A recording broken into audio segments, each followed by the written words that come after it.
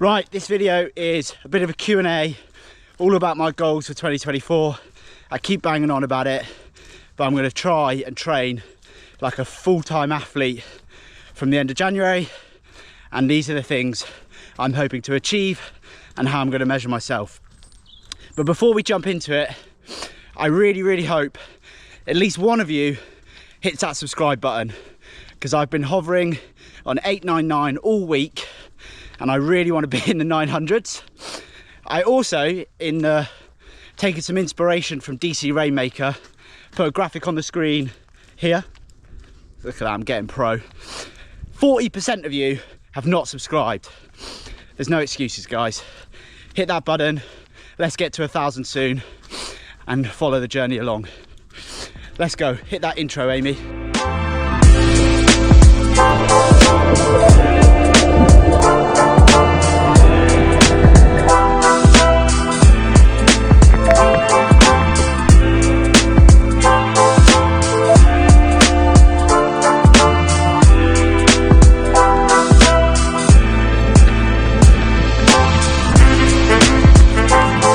Okay, so as I mentioned on my run, we are going to talk through my goals and answer some questions for 2024. This video is going out after Quitter's Day, so that means that I will stick to these and I've got through the worst part of the year according to the general public. Okay, so the obvious question to answer first is, what are my actual goals for 2024? I'm going to split this into two. So the first is around Kona. Now I qualified for Kona in Wales in 2022, and then a month or two afterwards, IRONMAN deferred Kona for the men to 2024. So this feels like it's been a long time coming. Now my aspirations are to sort of go out with a bang of competitive racing anyway in triathlon, and I want to do it on the Big Island. So my whole last year and then this year have been geared towards how can I optimize my performance and go as fast as possible in Kona. So the goals for Kona are, the first one is to be competitive. By be competitive, I mean actually be what I would describe as in the race. For me in Nice, I pretty much ticked that box for the majority. As for a lot of the run, I was within a few minutes of what would be the top 10 of my age group. And for me, that is competitive. So hopefully that as a minimum, but ideally progression on that. And actually I'm inside that top 10 and potentially even fighting it out for a fruit bowl, which goes to the top 5 or 6. I should really look that up in terms of per age group. So that's the dream.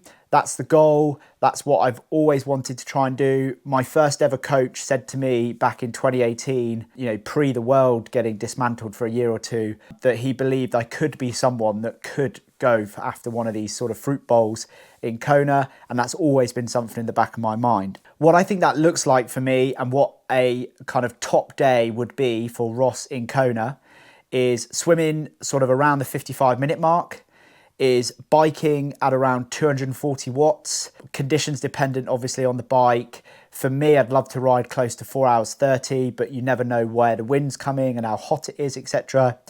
And then the real thing of unlocking my best performance in any Ironman, but in particular in Kona, is running close to, if not under, that 3-hour marathon mark. Now that is a huge ask across all three. How far away do I think I am from all three, or have been? I think I've been fit enough to swim 55 minutes, particularly in a wetsuit in a certain swim, and I've never really executed it. So that's something to work on. It's not necessarily a fitness limiter. The bike I've done several times now, sort of at that 240 watt on a hilly course, on a flat course, and believe I'm capable of doing that. And I know what that takes. I know how to fuel it. And the last is obviously the run is something I've never quite executed. I did run a 3:09 back in 2021 off the bike and thought I was, starting to break that ceiling. But since then, I've never quite nailed it. So that is going to be the key focus and the key thing to achieving that goal, if you like. The second is to do with my career break. So I keep banging on about it. I've now got 9 working days left, and January the 26th is my last day at TFL for 6 months. And I have some goals relating to that career break to sort of maximise the time. The first is to train in some great locations. So I'll be training in hopefully some familiar locations like Spain and Mallorca, and Then they'll be training in some new locations, hopefully in America, hopefully some weeks spent out in the Alps or Pyrenees with the van, with Amy, with Bryn in the summer, and really maximising, seeing some new places, training in some new places, and in particular with an Olympic cycle year, being out in Europe at altitude over the summer, I think will be really interesting. Be around athletes that are, performing and are at the top of their sport, whatever it is. As you'll know, or the maths works out, I will go back to work at the start of August. So I've been quite cheeky. I've managed to secure that I go back to work for 2 months. And then at the end of September, I have 5 to 6 weeks off to cover the Kona trip. So my goal, and why I've structured it this way, is to go back to work in the best shape I can be in. And over the August-September period, not necessarily have to chase Ironman fitness that I need to do what I want to do in Kona. And what I can do instead is sort of top up and maintain that fitness, but really be dialing in the heat prep and everything else that it takes to succeed in Kona. I've got some ideas around some of the local university at Hertfordshire, doing some heat chamber sessions and all those types of things that kind of are those few extra percent that you can kind of gain. And the plan is to do that throughout August, September.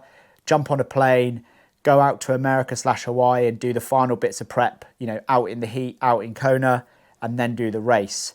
So the goal is to be super fit at the end of July, basically. And then the last one is to enjoy it. Amy and I have made quite a lot of lifestyle changes, or are soon to be, to implement some of them.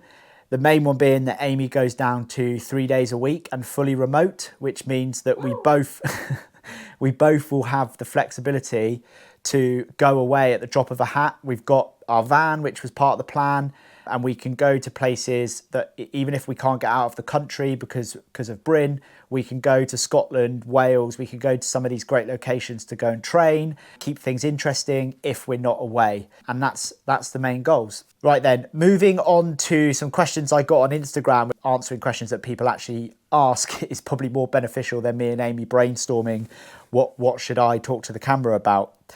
The first one I had was around how will I benchmark my fitness and test to kind of track whether I think I'm making any progress or getting to the levels I believe I can be or need to be at. So the first is swimming. I am going to do, hopefully, I haven't discussed this with Billy yet, but I know once we're away and working together a lot in person, 1500 meter, 3K and 4K time trials in the swim. Some of those might be in the open water, some might be in swim skin, some might be in wetsuits, conditions dependent. But those sort of longer tests of how fast can I swim for 30 minutes, for an hour, etc., are going to be really important to me executing that swim on race day. At the moment, we're obviously focusing on speed and sort of getting fast in the pool and 400s, 200s, etc. But ultimately, over the summer in particular, those longer tests that, yes, they'll suck. Yes, I won't look forward to them. But they will be the sort of cornerstone to having full confidence when treading water on that start line in Kona. And I recommend anybody does a sort of 4K continuous swim pre any Ironman, just to get used to how long you may be in the water for and turning your arms over for. The next is the bike. Now the bike I'm less concerned about, as I believe in multiple Ironmans now I've sort of executed, the power ranges and effort wise, etc. that I want to do. But obviously I've got to get back to that. If I can improve on any more than that, then brilliant. But the key sessions for me is not how high is my FTP or how much is my VO2 rep sessions, etc. They obviously form a key part of the sort of winter pre-season training. But it's, can I do 3 by an hour, even 4 by an hour at Ironman power, ideally on the road, in position, and sort of sustain that with the right level of carbs, fluid, etc. and finish that bike ride sort of somewhat fresh. Since Roth and the Ironmans I did last year, I did them all on the turbo, and they have a really good purpose. But hopefully by not working and being able to potentially be out in Mallorca and do it on some somewhat safer roads to kind of do that type of ride, hopefully gets me back to that level. And then the last is the running. Now, a lot of people measure their run based off like their park run time or a 10K, half marathon, etc. And again, that serves a purpose, and you can set your zones and whatnot. It depends how you formulate your training. But for me, the key indicator as to whether I believe I can run sub 3 hours off the bike is running at what I would call a cruise heart rate. For me, it's around 155 beats a minute. When I'm fresh, if I was to do a 10K run, 1K easy, 8K at 155, 1K easy, I would expect my cruise pace to be 350, 355 per K. And then off the bike, depending on how fatiguing the bike was, I would expect that to be around 405 to 410 per K pace. Now, I have seen those numbers before when running at 155 beats a minute, my cruise pace being around sub 4 minutes per K pace. I've done it lots of times in 70.3 where I've never managed to access that top end gear. My run in Finland was a perfect example of that. 155 heart rate average, 355 per K pace. And that was in a race. So that's the kind of level I need to get to, and I need to push that out effectively, not doing a marathon off the bike in training by any means, but doing it over longer periods of time rather than short 5Ks, 10Ks, etc.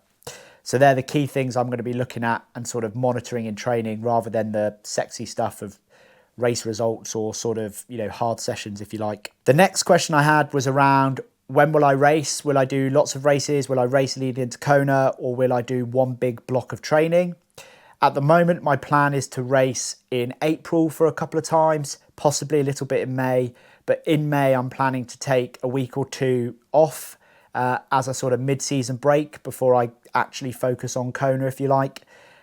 So between the sort of end of May and October, I have no scheduled big races. I probably will enter a few smaller ones, local ones, just to break the training up a little bit. But at the moment, I have no intentions of, flying somewhere else in Europe to do another Ironman.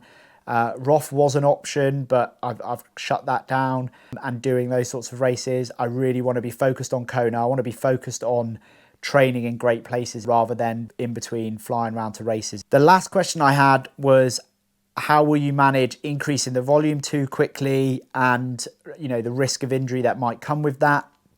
And the simple answer is, I've done many 25 plus hour weeks now. I don't intend to do the sort of Sam Long kind of 40-hour weeks or other triathletes that sort of claim that they train at that level. I'm certainly not flicking the switch at the end of January to 40 hours a week, but I will be looking to train sort of 25 to 30 hours on average. Obviously periodise my training where every 4th week, every 6th week, depending on what the load's like, knock that down a little bit. But I will be ramping that up to that. I already have started that ramp up now. And as I've done that multiple times on camps, on weeks when I've been leading into the big races, I have sort of proven to myself that I am able to train at that, albeit for smaller sample sizes, for like 3 to 4 weeks at a time. But I've never had, fatigue issues, injuries, etc. Touch wood. I also have, this is year 6 for me of sort of doing this sport, if you like, somewhat competitively. Got plenty of years of experience of what is too much, what is too hard, the key things for me that kind of fall away to the wayside if things aren't going as well or I'm training too much. So I know that. I also have complete faith in my coach. We've been working together now since 2020, so this is year 4. He knows exactly, my limitations and what's too much and not. And hopefully this year, we're going to be spending a lot more time sort of athlete coach face-to-face doing sessions. So he's going to have an even better insight as to when Ross is tired, when Ross can do some more maybe. And the last is, touch wood, I haven't had a serious injury. And by that, I mean stops me doing something for a number of years now, if ever really. I've always managed to keep training through some things. You get the odd niggle here and there. I've had some issues with my calves where I've had to take a week or two off running, but I've never had a full, you can't do this for 6 to 8 weeks. You've got to do a shed load of prehab to get back to it. I've probably cursed myself by saying that now, but touch wood, I can continue that for this year. I've already started implementing getting a massage every 2 weeks again, and doing some of these things that help maximize your chances of staying fit and healthy and staying able to train consistently throughout the year. Right, that's everything. Amy, happy? Look at the state of this. Bryn's a bit tired from running definitely his first half marathon this morning distance wise, because I ran 20k, he must have run 23, 24. And Amy's tired because we just did a £120 shop in Aldi and putting it all away. Anyway, that's it for this week's video. Hopefully that's useful. Hopefully you are keen to follow along for this journey. It's going to be a hell of a 10 months. I'm going to give it everything. Amy's going to give it everything. And we're not sure if Bryn's on board yet, because he ain't going to... I think he's not happy if he has to do a 20k run every weekend. That's the fuck off.